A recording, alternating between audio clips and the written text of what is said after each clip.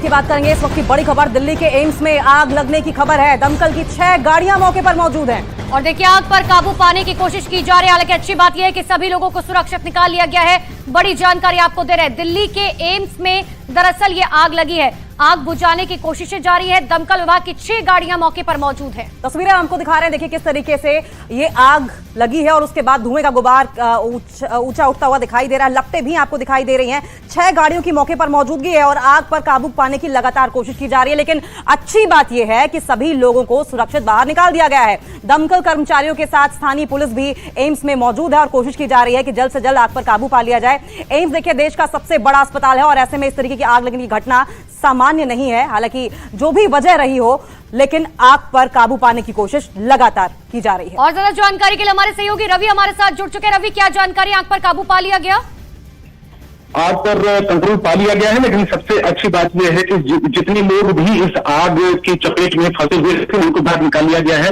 6 गाड़ियां तुरंत ही दमकल विभाग की मौके पर रवाना की गई और आग बुझाने के काम में जुट गई। और ये लगभग अब से 10 से 15 मिनट पहले ही आग की खबर आई थी और लेकिन अच्छी बात ये रही कि सबको निकाला गया है।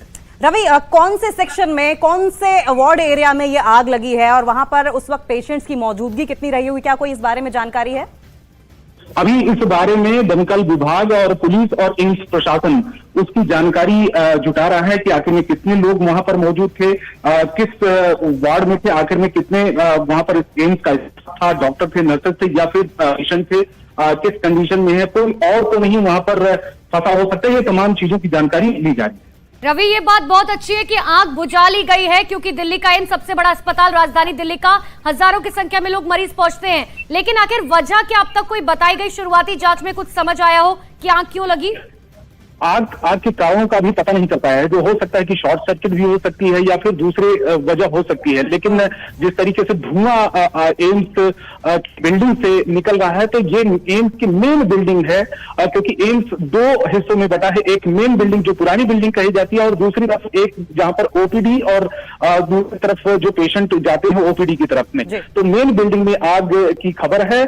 धुआं भी बहुत तेजी से निकला, लेकिन ये शॉर्ट सर्किट है या फिर दूसरी वजह है, दमकल विभाग की तरफ से ये थोड़ी देर में जानकारी वजहों का पता लगाया जा रहा है। रवि, लेकिन जिस तरीके से हम धुएं को देख रहे हैं, जाहिर तौर पर जो पेशेंट्स और तीमारदार वहां मौजूद हैं उनके लिए धुआं परेशानी का सबब बन सकता था और बना भी जाहिर तौर पर हुआ होगा। लेकिन हम आपसे ये जानना चाहेंगे कि आग कितने बजे लगी और उसको बुझाने में कितना वक्त लगा होगा?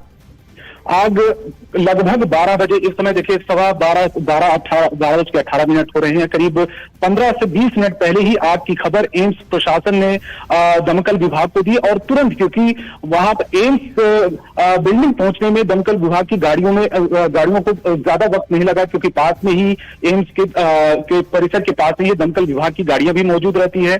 तुरंत ही रवाना की गई और मौके पर ही जाकर आग को बुझाने के काम में लग गई। आग बहुत ज्यादा नहीं कही जा सकती है, लेकिन सबसे बड़ी बात यह है कि बड़ी संख्या में वहां पर इलाज कराने के लिए पेशेंट आते हैं, तीमारदार आते हैं, परिवार के लोग आते हैं और एम्स का स्टाफ भी बड़ी संख्या में, हजारों की संख्या में वहां पे होता है।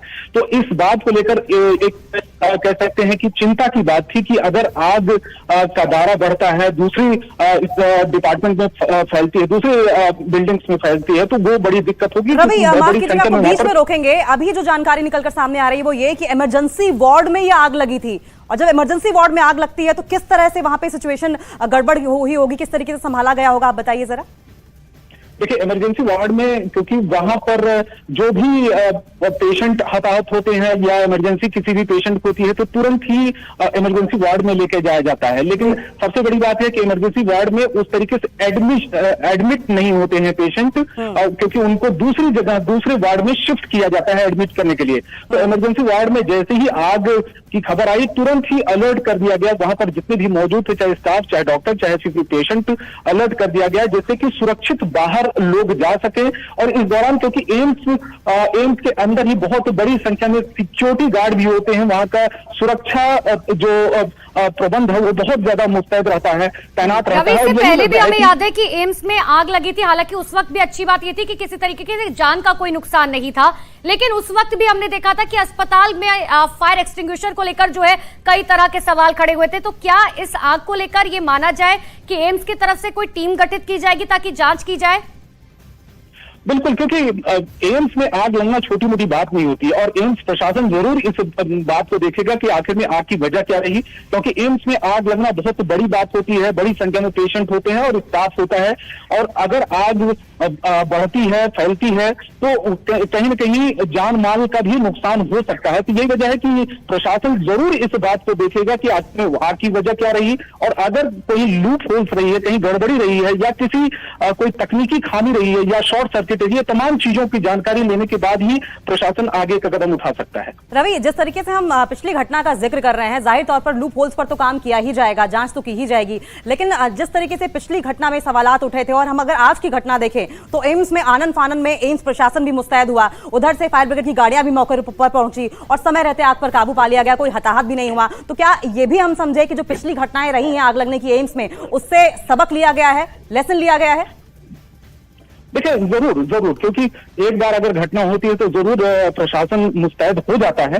जैसा कि मैंने पहले भी कहा कि वहां पर प्राइवेट सिक्योरिटी गार्ड भी बड़ी संख्या में होते हैं, उनका भी बड़ा योगदान होता है। जैसे भी इस तरीके की कोई घटना होती है तो तुरंत ही तैनात कर दिया जाता है, एक अलार्म भी बजता है पूरे एम्स बिल्डिंग और परिसर के अंदर ही। बिल्कुल रवि, और सबसे बड़ी बात यह है कि राजधानी दिल्ली का एम्स वो अस्पताल है जिसमें सिर्फ दिल्ली के लोग नहीं, दूर दराज से लोग पहुंचते हैं, अलग अलग राज्यों से पहुंचते हैं। मैं आपके पास रवि लौटूंगी, लेकिन एक बार फिर से देखें, बिग वॉल पे लोगों को ये तस्वीरें दिखाते हैं, क्योंकि ये तस्वीरें इसीलिए भी बहुत खास हो जाती है क्योंकि राजधानी दिल्ली का एम्स जो है वो सबसे बड़ा एम्स कहा जाता है। और ये हम आपको तस्वीर दिखा रहे हैं, दरअसल ये नई बिल्डिंग है एम्स की, और वो जो आप सामने वाली बिल्डिंग देख पा रहे हैं वो पुरानी बिल्डिंग एम्स की है।